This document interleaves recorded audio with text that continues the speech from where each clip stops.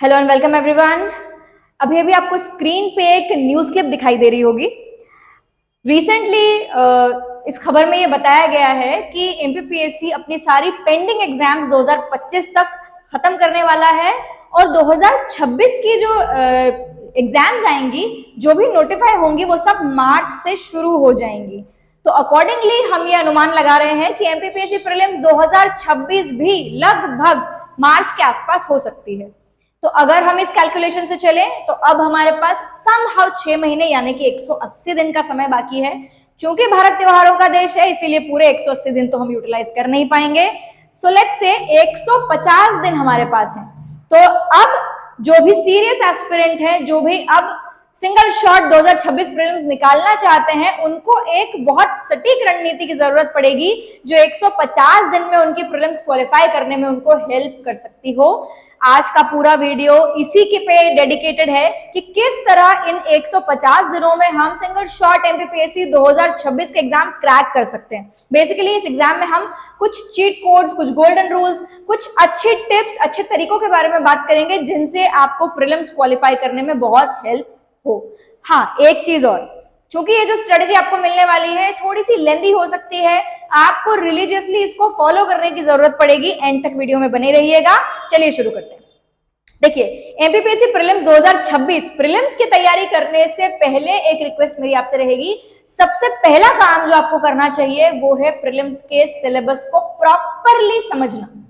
हमारा जो प्रीलिम्स का सिलेबस है वो भी आपके सामने स्क्रीन पे आपको दिखाई दे रहा होगा। ये पूरा 10 यूनिट्स में बटा हुआ है ना। अब इन 10 यूनिट्स को अगर आप व्यवस्थित ढंग से समझने की कोशिश करेंगे तो इस पूरा सिलेबस की 5 यूनिट्स डेडिकेटेड है हमारे स्टेट यानी कि एमपी को। इसमें एमपी की हिस्ट्री, एमपी का कल्चर, ट्राइबल कल्चर, एमपी की पॉलिटी, एमपी की इकोनॉमी और एमपी की ज्योग्राफी, इस तरीके से 5 यूनिट सोलली डेडिकेटेड हो जाती हैं एमपी को। तो अनडाउटेडली आपके लिए सबसे इंपॉर्टेंट चीज जो प्रीलिम्स क्वालिफाई करने के लिए रहेगी वो है एमपी के स्टैटिक जीके पर अच्छी कमांड। नंबर 2 जो आपके प्रीलिम्स के सिलेबस का हिस्सा है वो है ट्रेडिशनल फाउंडेशन सब्जेक्ट्स, जिनमें आपका history, geography, polity, economy, basic science and environment plus ICT, ये चीजें आपको शामिल करके दी गई हैं। तो अब यहाँ पे जब आप एग्जाम की तैयारी शुरू करते हैं, सबसे पहले तो आपकी पहली कोशिश होनी चाहिए कि हम एग्जाम के सिलेबस को समझ लें, जिसको हमने 2 भागों में बांट लिया। एक तीसरा भाग और है करंट अफेयर्स। तो इस तरीके से 3 भागों में हमारा पूरा सिलेबस बट जाता है। एक हो गया एमपी का पोर्शन, दूसरा ट्रेडिशनल फाउंडेशन सब्जेक्ट्स और तीसरा है करंट अफेयर। अब एमपी और करंट अफेयर, ये जो 2 सेक्शन हम देख रहे हैं, ये तो हमको रिलीजियसली डेली ही पढ़ना पड़ेंगे। और जो बीच का हमारा ट्रेडिशनल फाउंडेशन सब्जेक्ट्स वाला पार्ट है, उसको हमको ब्रेक डाउन करना पड़ेगा। अब ब्रेक डाउन का तरीका सबका अपना अपना हो सकता है।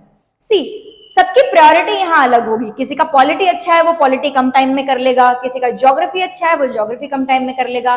किसी का हिस्ट्री अच्छा है, वो हिस्ट्री कम टाइम में कर लेगा। तो यहाँ मैं आपको अपने हिसाब से फ्री छोड़ती हूँ। Prioritise it by your own कि आपको किस सब्जेक्ट में कितना समय लगेगा, कौन सा आपका अच्छा है, कौन सा थोड़ा वीक है। और सजेशन ये होगा, जो सब्जेक्ट थोड़ा सा आपको टफ पड़ता है या जिसकी तैयारी आपकी अभी बहुत अच्छी नहीं है, शुरुआती समय आप उस सब्जेक्ट को दें। और इस तरीके से हम 3 भागों में इसको बांट लेते हैं। पहली चीज जो हमने देखी थी वो था हमारा एमपी, दूसरा फाउंडेशन सब्जेक्ट्स और तीसरा था हमारा करंट अफेयर। अब तैयारी का सही तरीका क्या होना चाहिए, जो हमने बात की थी, जिससे हमारा सिंगल शॉट प्रीलिम्स निकल सके। साथ ही साथ इस वीडियो में एक मैं आपको ट्रिक और देने वाली हूं, जिससे आपका एक तीर से 2 निशाने लगाने में आपको बड़ी मदद मिलने वाली है। तरीका क्या होना चाहिए? सबसे पहले जो हम एमपी की बात कर रहे हैं, एमपी पढ़ते समय ध्यान रखें कि यहाँ पे आपको स्टैटिक पोर्शन ज्यादा पढ़ना पड़ता है, यानी कि आपको बार बार चीजें पढ़नी पड़ेंगी, 1 लाइन फैक्टर पढ़ने पड़ेंगे। हो सकता है वो आप बार बार भूलें भी। तो तरीका ये होना चाहिए, read it, revise it and repeat it, यानी कि मल्टीपल टाइम्स आपको इसको रिवाइज करना पड़ेगा। प्लस हमने कितना पढ़ लिया है, हमें कितना याद है, इसके लिए एमसीक्यू बेस्ड रिविजन भी मस्ट होंगे। करना क्या है आपको, एमपी को कम से कम आप 3 घंटे का समय दें, कम से कम। राइट? क्यों ऐसा मैं बोल रही हूं? इस 3 घंटे को भी हम ब्रेक डाउन करने वाले हैं। 1 से 1.5 घंटा ये तो आप दीजिए अपनी रीडिंग को, ये आपको देना है रीडिंग को। अब जो कुछ भी आप पढ़ रहे हैं, 1 से 1.5 बचा हुआ जो समय है 1 से 1.5 घंटे का, उसमें आप बनाइए शॉर्ट नोट्स।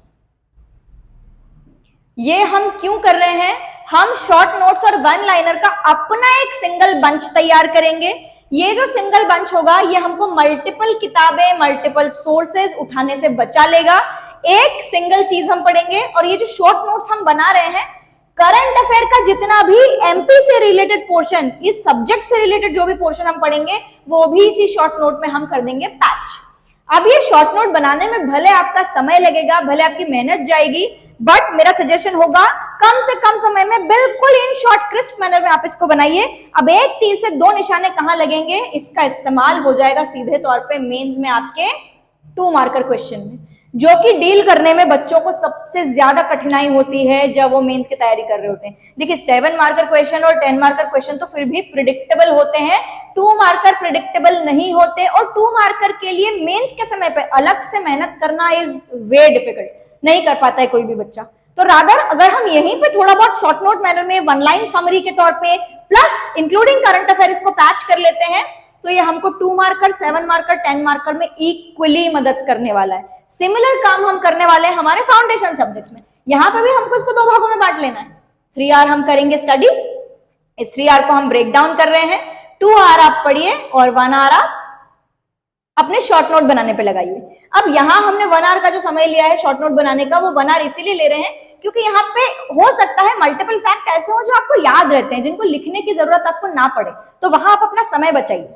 जो आपको हमेशा याद रहता है, हर वो चीज सिंगल फैक्ट डालने की जरूरत नहीं है। जो आप भूल सकते हैं, जो आपको कम याद रहता है, या जिससे रिलेटेड कोई अच्छा करंट अफेयर आपको मिल रहा है, वो आप टॉपिक के साथ साथ पैच करते चले, है ना। अब यहाँ पे जो 2 मार्कर सीक्वेंस या 1 लाइन समरी है, ये बनाने का तरीका होता है। जैसे फॉर एग्जाम्पल आप हिस्ट्री के लिए बना रहे हैं, तो हिस्ट्री में स्टैटिक पोर्शन का अपना एक रेंज है। For example battles, treaties, books, terminologies, तो उस तरीके से आप इसको सेट वाइज तैयार कर लें।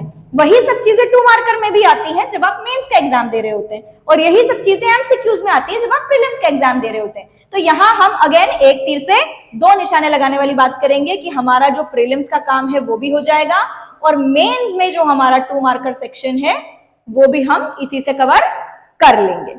अब रही बात करंट अफेयर की, करंट अफेयर आपको डेली बेसिस, करंट अफेयर और एमपी आपको डेली बेसिस लेना है। अगेन करंट अफेयर के लिए मैं बोलूंगी 1 से लेके 2 घंटा जितना भी आप दे सकते हैं, क्योंकि हम डेली समय देंगे, तो अगर आप 1 से 1.5 घंटा भी देते हैं, it's more than enough. Again जो भी रिलेटेड करंट अफेयर आप पढ़ेंगे, आप इन्हीं के जो आप नोट्स बनाएंगे उसी में आप पैच कीजिए, अलग से करंट अफेयर का बंच मत बनाइए, ताकि ये कंसोलिडेटेड और इंटीग्रेटेड टाइप के बनेंगे जो आगे आपको मेंस में बहुत मदद करेंगे, राइट।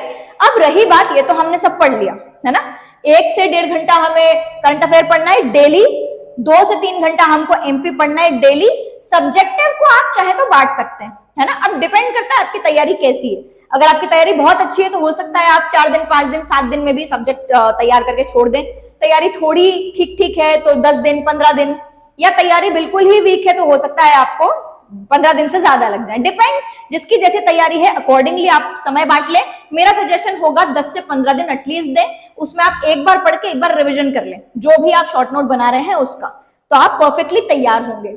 अब इतना पढ़ने के बाद हमें क्या याद रहा वो हम कहां देखेंगे, तो उसके लिए हमको अगेन दिन का 2 घंटा सेपरेट रखना है, जिसमें हम करेंगे एमसीक्यू प्रैक्टिस। अब एमसीक्यू प्रैक्टिस में भी अगेन देखिए, प्रैक्टिस 2 तरह से होती है। प्रैक्टिस का पहला तरीका ये होता है, जिनको एमसीक्यू लगाना बिल्कुल नहीं आते, वो पहले पेपर के पैटर्न को समझने के लिए आंसर्स पढ़ के क्वेश्चन को प्रैक्टिस करना शुरू करें, क्योंकि उनकी शुरुआत होती है, उन्हें जजमेंट नहीं होती। तो जो सॉल्व्ड एमसीक्यू पेपर्स होते हैं, आप थोड़ा सा उनको देखेंगे तो आपको अंदाजा होने लगेगा।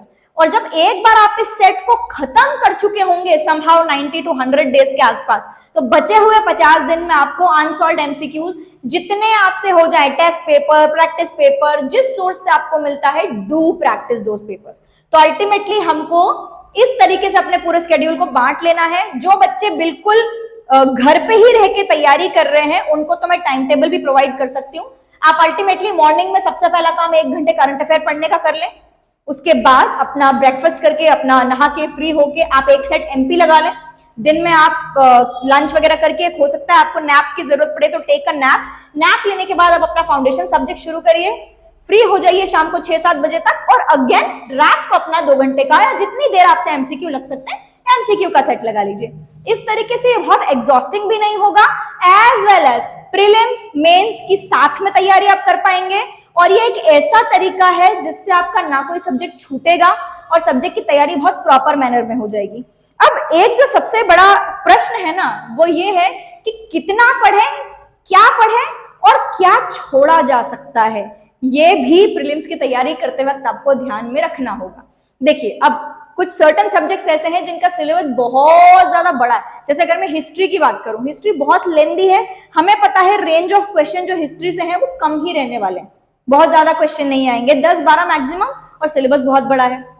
सिमिलरली मैं बात करूं करंट अफेयर की या मैं इकोनॉमी की बात करूं, ये ऐसे सब्जेक्ट हैं जिनसे बहुत स्पेसिफिक टाइप के क्वेश्चन आते हैं, इनसे सब कुछ नहीं पूछा जाता। फॉर एग्जाम्पल हम बात करेंगे इकोनॉमी की।